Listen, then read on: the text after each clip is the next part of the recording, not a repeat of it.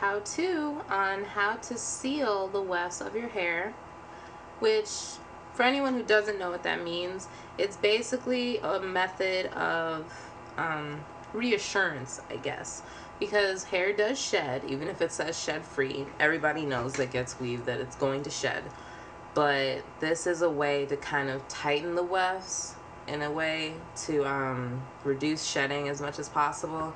And if you want to reuse the tracks, it's easier because, you know, the less amount of shedding, the more hairs on the track, the better the track is, you can reuse it.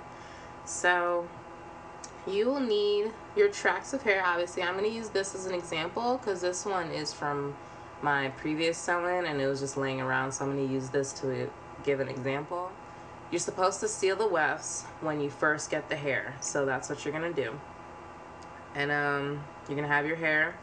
You're going to have, I'd say 2 towels because you do have to lay it out because since it's new, it's going to be a really long piece of hair and you don't want to cut them. So I would say 2 towels to lay it out so that you can go down the line. And you need this. Fray Check or Fray Block. You've probably seen Fray Block. Fray Check and Fray Block are typically the same thing, so you know, as long as it's Fray something, I guess, then it's the same thing. Basically it just says stop fraying on fabric. It's kind of like a glue, and I guess it just kind of like acts as the seal when, you know, the hair is in the, like the cuticles are in the weft. So that's the whole purpose of this. So here we go. I'm gonna start here. I'm hoping you guys can see this as clear. I'm gonna try and do it clearly just so you can see. Here's the weft right there. And there you go, you can see it. It's gonna come out clear and you just kind of go on it and you keep going on the weft. And you don't put too much because you're supposed to seal both sides. So I would like just put that, not that much, and just go down the line pretty much. It'll be much easier when you guys do it because it'll be laid out on the ground and then you can just go through it. But it's because I'm trying to show you that it looks more difficult. But yeah, I'm just gonna do that much. And it's gonna be drying. It's clear, so you can't really, there you go. It's clear, so you can't really see it, but it's in there. And I would wait about, I'd say I'd let it sit there for like 30 minutes.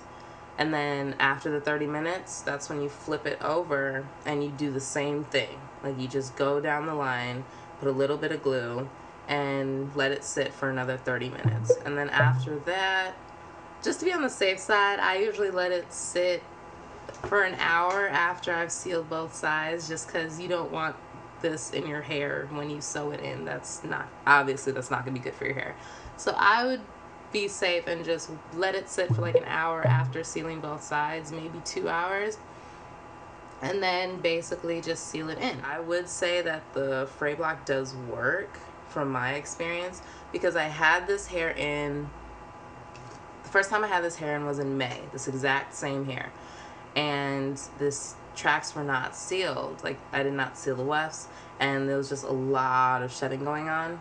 But after using this and taking more precautions on my hair, it definitely sheds a lot less than what it was doing the first time I had it. So I do believe it works if done correctly. And there's really small room for error because you're literally just going down the tracks and putting a little bit of glue. Try to avoid putting glue on the actual hair as much as possible. But yeah, you just kind of go down. You let it sit for 30 minutes and then you flip it over and do the same. I will say that you can kind of see it on this one. It does turn white. I think you can see that very clearly. That it does kind of turn the weft white, which I know a lot of people don't like. But personally, it doesn't really bother me because the weft never shows on my head, so I don't really care too much if it turns it white. As long I care more about reducing the shedding. That's what I care about more. So I'm not really worried about it turning the weft whitish. You can see. I don't think it's a big deal because when you get a sew-in, your weft isn't supposed to show anyway. So I don't feel like that should be a big issue, but I know a lot of people that don't like that. So if you don't like that, I don't know if this is something you really want to do. This specific bottle cost about, I'd say no more than $4 for this. I'm actually going to put the link to where I bought it in the box below. I think you can order it, or basically this kind of stuff you'll find at fabric stores. Maybe Home Depot? I'm not sure, but I know for sure that they should be at fabric stores. This is the Fray Check. This is probably like a really cheaper, like a cheap bottle of it because it's so small. But even like a 2-pack of this costs like $6 at most. And I've seen people on YouTube with like a tube of Fray Block, which, I mean, I think you use it the same way. This preparing the Fray Block itself is different. Like I've seen some people where you have to run it underwater. It's probably more concentrated, so you probably have to run it underwater to kind of loosen it up. But the directions come on the bottle, so there's no problem there. Alright guys, basically I'm just wrapping up the whole video. What I was saying was, if you buy weave frequently and you're the type of person that, you know, hates shedding, or if you wear your weave for long periods of time like I do, I wear my weave for about 2-3 months at a time.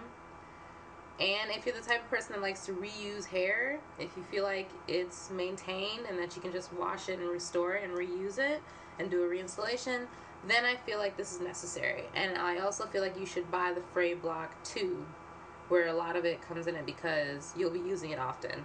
I used most of this bottle on one installation, so you don't want to have to keep going out and buying these little bottles. So if you're a frequent person, I would just get the tube of Fray Block, which you can find at fabric store. You can probably call and ask them. That's what I did to find this, and they said that they had it at Joann's, which is a, wow, a fabric store that was in my neighborhood. You don't, I would say that if you're not a frequent weave wearer, or whatever you want to call it, I don't know.